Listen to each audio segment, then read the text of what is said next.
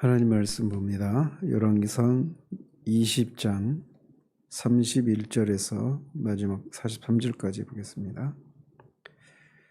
본문이 길어서 34절까지만 같이 읽겠습니다.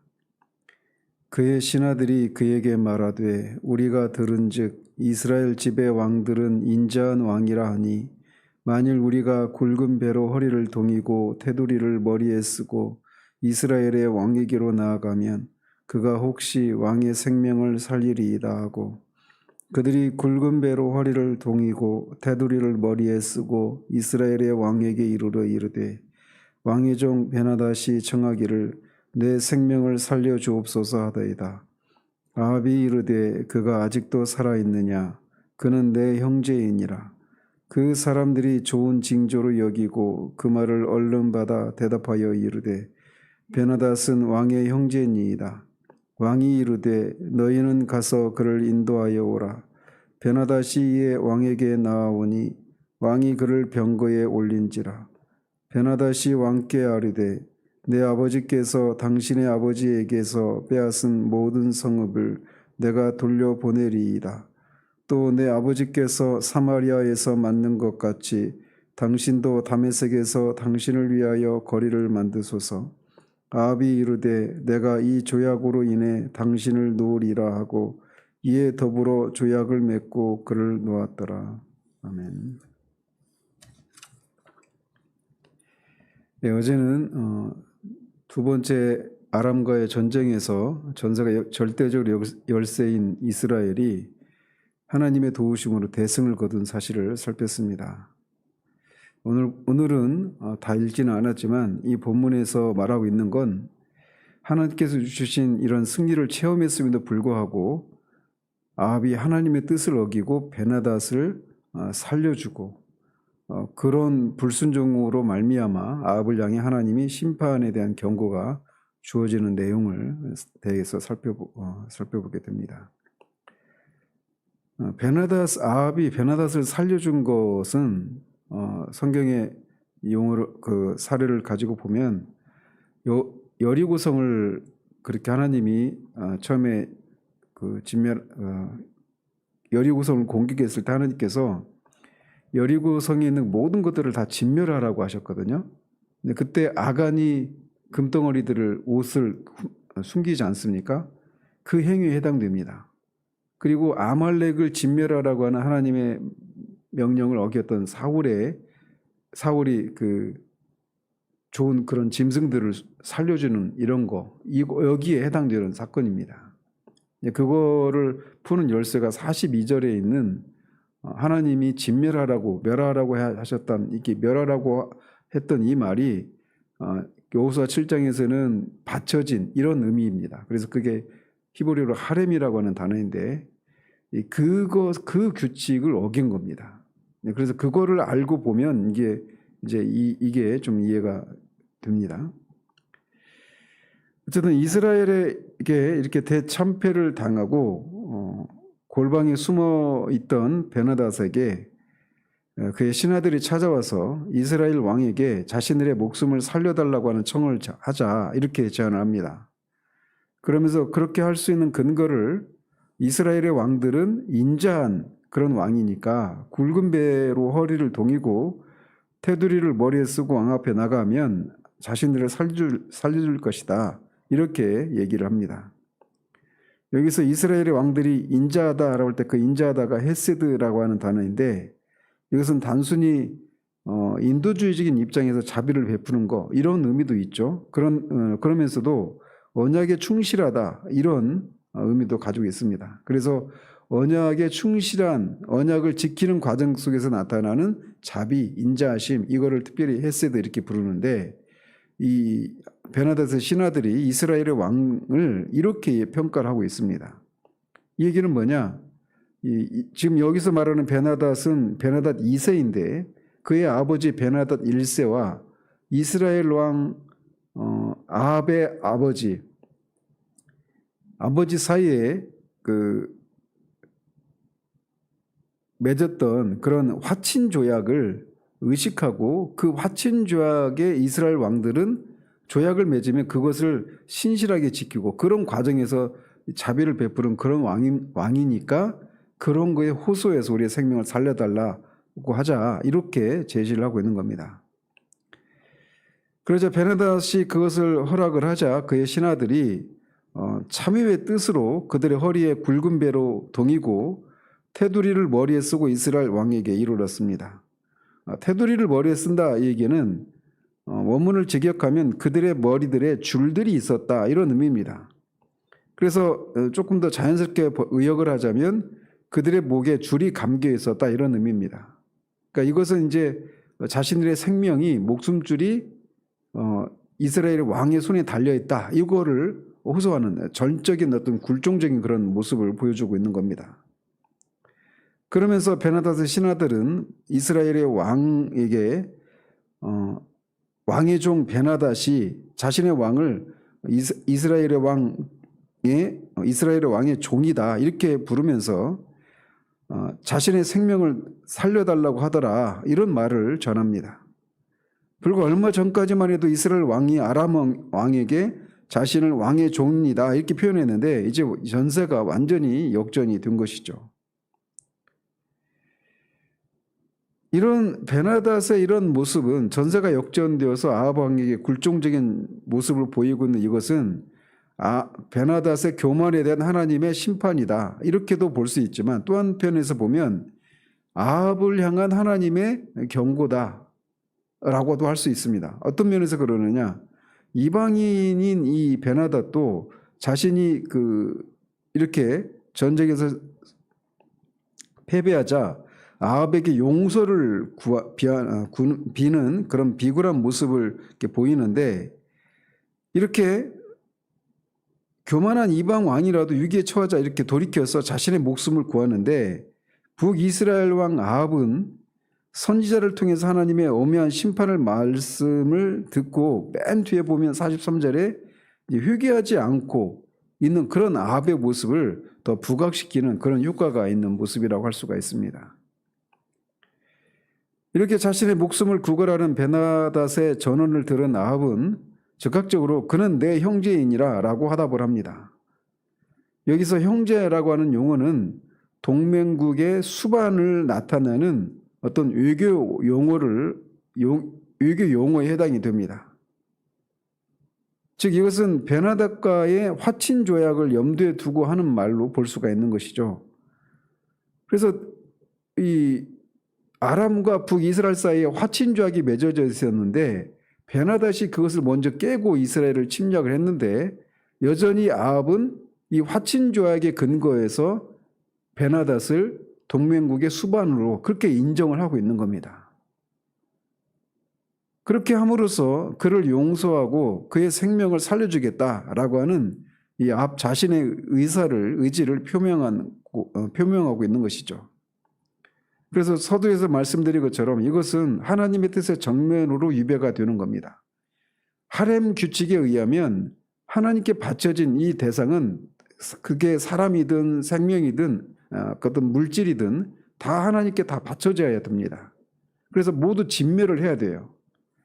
그런데 이 아합이 하나님의 도우심으로 아람과의 전쟁에서 승리를 거두었고, 따라서 이 적장을 반드시 진멸해야 되는데 그거를 어기고 자기 의지로 이 베나닷을 살려주겠다라고 말을 하고 있는 겁니다. 그래서 앞에서 말씀드린 것처럼 사울 왕이 이 아말렉을 진멸하라고 하는 이런 명령을 어기고 그 좋은 그 어떤 양과 짐승들을 살려둔 것과 같은 그런 죄에 해당이 되는 것이죠. 그래서 마치 이 하나님의 도우심으로 아람과의 전쟁에서 승리했는데 이렇게 아람을 살려주겠다라고 하는 이런 의지를 이렇게 표현하는 것을 통해 이런 자신이 그런 결정을 내릴 권리가 있다라고 생각을 하고 있는 것을 드러내고 있는 겁니다. 아합이 이런 호의적인 대답을 들은 아람 왕의 신하들은 그를 좋은 징조로 여기고 아합의 말을 그대로 받아서 베나닷은 왕의 종입니다 라고 바로 확정을 합니다.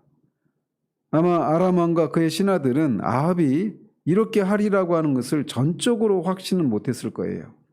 그런데 아합의 입에서 이런 말이 나오자마자 이 말을 처리하지 못하도록 정말 왕의 말대로 베나닷은 왕의 종입니다. 이렇게 확증을 하고 있는 것입니다. 그러면서 아합은 그들에게 말하기를 너희 왕 베나닷을 데려오라 라고 했고 베나닷이 아합 왕 앞에 서게 됩니다. 그러자 아합은 그를 자신이 타고 있는 병거에 올립니다. 이것은 베나닷을 자신의 동반자로 삼겠다라고 하는 그런 표시가 되는 것이죠. 그러자 이 베나닷은 아합에게 두 가지를 제안을 합니다. 첫째는 내 아버지께서, 즉 베나닷 1세인 자신의 아버지가 아합의 아버지, 즉 오므리에게서 빼앗은 모든 성읍을 돌려주겠습니다 라고 하는 것이었습니다. 영토를 빼앗은 영토를 다시 돌려주겠다라고 하는 것이 첫 번째 이 조건이었고, 두 번째는 내 아버지 즉 베나닷 1세가 사마리아에서 자신의 거리를 만든 것처럼 이 다메섹에도 아합을 위해서 거리를 하나 만들어 주겠습니다라고 하는 것이었습니다. 이거는 이 거리를 만든다, 이 다메섹에 아합을 위한 거리를 만든다, 이 얘기는 결국은 이 경제적인 것과 관련된 것입니다.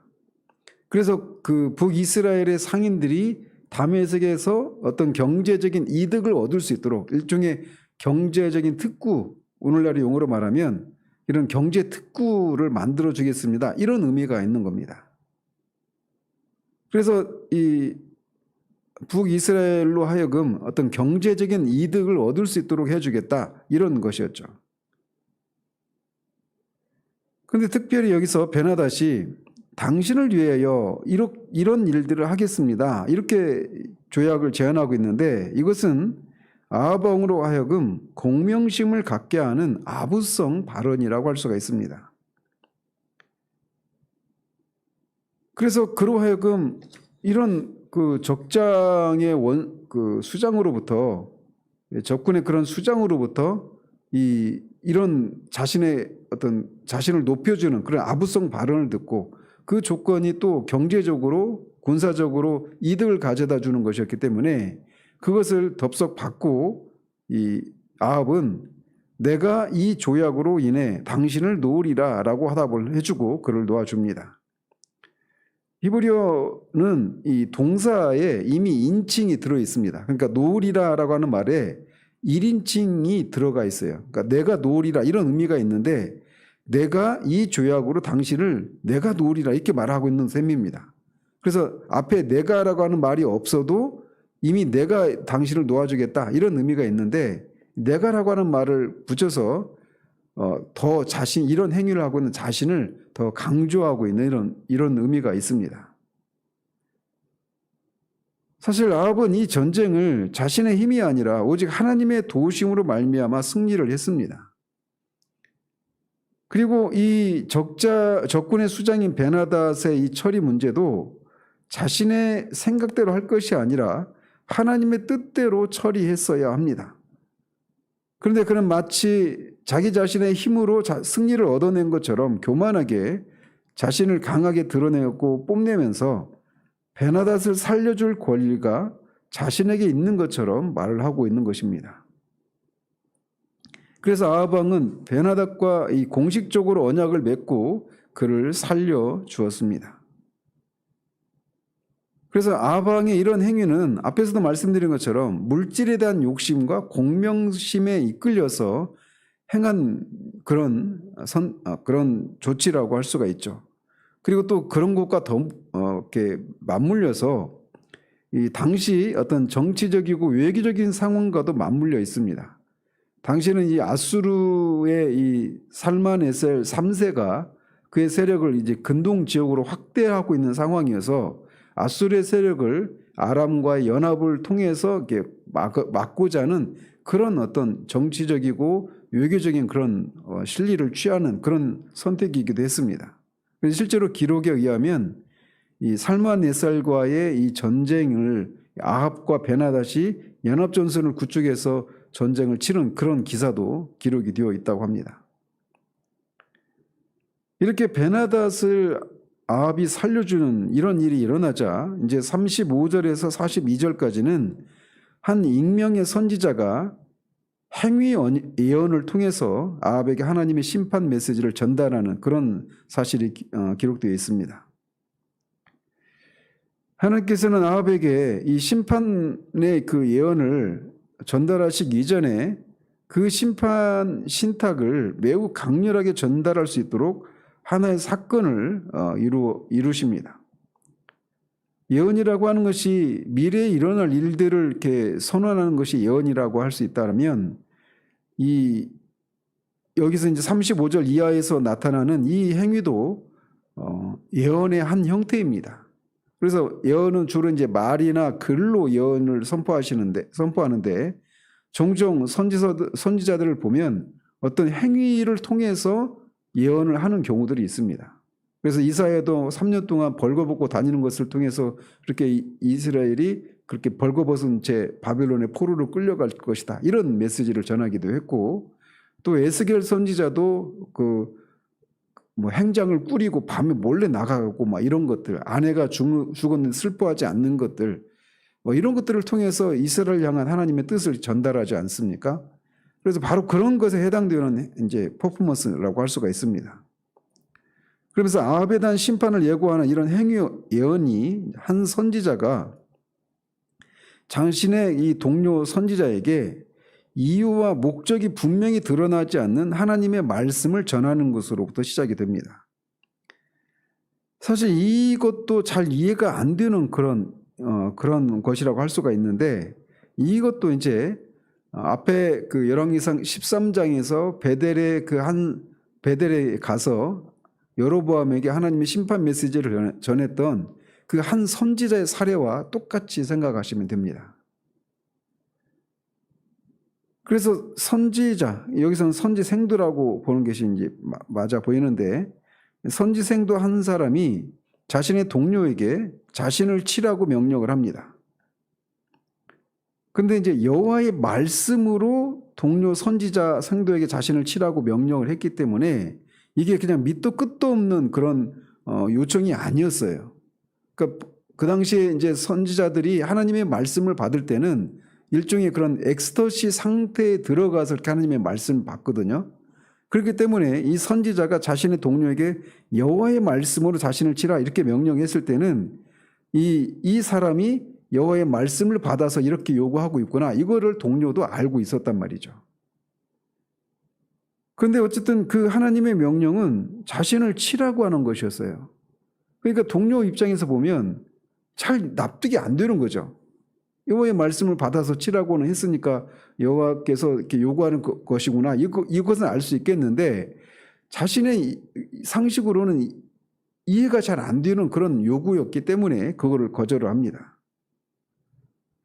그래서 그를 치라고 하는 여호와의 말씀을 어기고 그 동료가 그를 치기를 싫어하고 치지 않자 그 사람이 네가 여호와의 말씀을 듣지 아니하였으니 내가 나를 떠날 때 사자가 너를 죽이리라 라고 예언했고, 그대로 그 사람이 길에서 사자를 만나 죽고 맙니다.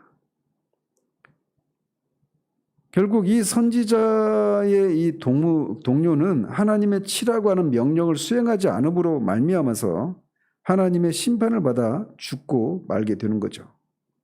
그리고 이 동료의 죽음은 결국은 하나님의 말씀에 불순종한 아합이 이렇게 하나님의 심판을 받아 죽게 될 것이라고 하는 것을 보여주는 그런 한 행동이라고 할 수가 있습니다.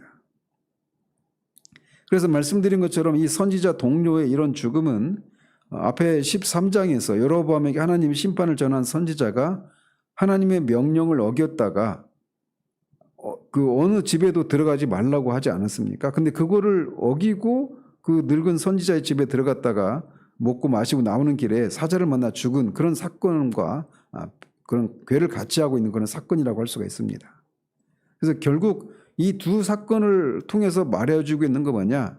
하나님의 말씀이 우리의 이성으로는 잘 납득이 안 되고 그렇다 하더라도 그것에 대해서 절대적으로 순종해야 된다라고 하는 것을 말해주고 교훈해주고 있다라고 할 수 있습니다. 아마 아합은 베나닷에게 이렇게 은혜를 베풀어서 그를 살려두는 것이 자신의 덕을 드러내는 것이고 추후에 아람과의 외교나 국방에 있어서 유리하다라고 생각을 했기 때문에 그렇게 아합을 베나닷을 살려주었는데, 그것이 그러니까 이게 결국 아합이 스스로 판단을 한 것이죠. 하나님은 베나닷을 바치라고 하는 이런 명령을 내리셨는데 그가 스스로 그걸 살려주는 것이 더 유리하다, 이익이다 라고 생각했기 때문에 그걸 살려준 거란 말이죠. 자, 이렇게 첫 번째 요청을 거절한 사람이 죽자 이 처음에 그 익명의 선지자가 다른 동료에게 자신을 치라고 합니다. 그러자 이번에는 그 사람이 그를 상하도록 칩니다. 이처럼 하나님의 말씀대로 행해서 인정에 매달리지 않고 하나님의 말씀을 충실하게 행했기 때문에 이 두 번째 동료는 목숨을 잃지 않을 수 있었습니다. 이렇게 부상을 입은 처음의 선지 생도는 수건으로 자신의 눈을 가리고 변장해서 길가에서 이스라엘의 왕을 기다립니다. 그러면서 이제 한 가지 비유를 그 왕에게 들려줍니다. 그러면서 그 아합에게 들려준 이 비유는 이제 이렇습니다. 어떤 사람이 자신에게 와서 한 사람을 지키라, 포로죠. 그래서 그 한 사람을, 이제 이 사람은 자신이 이제 전쟁터에서 온 사람이다라고 그렇게 말을 해요. 그래서 전쟁터에서 이게 상처를 입은 것처럼 그렇게 변장을 한 것이죠. 그래서 자신이 말하고 있는 것이 실제로 일어난 일인 것처럼 그렇게 얘기를 하는 것입니다. 그러면서 어떤 사람이 자신에게 와서 한 사람을 지키라, 즉 포로를 지키라 이렇게 말하면서 만약에 그 포로를 잃어버리면 자신의 생명으로 대신하든지 아니면 은 1달란트를 내라 라고 했다라는 겁니다. 그리고 자기가 그걸 억셉트하고 받아들이고 자신이 이리저리 어떤 일들을 하다가 그 사람이 그만 없어져 버렸다라는 겁니다. 그러면서 이런 얘기를 하니까 아합 왕이 그 사건에 대해서 판결을 내리는데, 네가 스스로 그 조건을 받아들였고 그 일을 자초했으니까 네가 이것에 대해서 그 약조대로 네가 죽든지 아니면 은 1달란트를 내든지 그렇게 하라라고 하는 그런 판단을 내립니다. 사실 이런 아합의 선고는 공정한 것입니다. 근데 문제는 바로 그 심판의 선언이 자기 자신에 대한 심판 선언이었던 것입니다. 그래서 마치 나단 선지자가 다윗을 찾아왔을 때 한 가지 그 예화를 통해서 다윗이 그 얘기를 듣고 그 사람은 반드시 죽여야 된다 이렇게 얘기했을 때 바로 당신이 그 사람입니다 이렇게 말했던 것과 똑같은 상황입니다. 아합이 이런 얘기를 하자 그 사람은 변장한 것을 풉니다. 그러자 아합은 그 사람이 선지자 중에 하나라고 하는 것을 알게 됩니다. 그리고 그 사람은 아합에게 여호와께서 멸하기로 작정한 사람을 당신의 손으로 놓았은즉 당신의 목숨은 그의 목숨을 대신하고 당신의 백성은 그의 백성을 대신할 것이라 라고 하는 여호와의 말씀을 전합니다. 여기서 멸하기로라고 하는 단어가 히브리어로 헤렘인데 앞에서 말씀드린 것처럼 하나님께서 완전히 진멸하라고 명령하신 그 전쟁에서 완전히 진멸해야 될 그 대상을 가리키는 용어입니다. 그러니까 베나닷은 바로 하렘이었어요. 그래서 그는 반드시 진멸해야 되었단 말이죠. 근데 그렇기 때문에 신명기 20장의 그 규칙에 따라서 그는 반드시 죽였어야 되는데 그거를 하지 않았기 때문에 베나닷의 생명을 대신해서 당신이 죽고 당신의 백성들이 이제 아람의 백성들처럼 그렇게 되는 일이 있을 것이다. 이렇게 심판을 선언합니다. 그리고 실제로 22장에서 이 베나닷에 의해서 3차 전쟁에서 아합이 죽고 맙니다. 그런데 더 문제는 뭐냐? 43절에 아합은 이 선지자를 통한 이 심판의 선언을 듣고 근심하고 답답해서 그의 왕궁으로 돌아가려고 사마리아에 이르렀다 이렇게 말을 하고 있어요. 근데 여기서 근심했다라고 하는 말이 그냥 막 염려, 걱정, 근심에 사로잡혔다 이런 의미가 아니라 격분했다라고 하는 의미입니다. 그러니까 이런 심판을 듣고 자신의 죄를 회개하고 뉘우치기보다는 오히려 마음을 상해하고 분노했던 겁니다. 그러니까 자신의 죄를 여전히 인정하지 않고 막 분노를 하고 있는 거예요. 그래서 이 아합이라고 하는 인물을 통해서 이 굉장히 악한 왕 아합에게 이렇게 굉장히 길게 할애를 하고 있지 않습니까?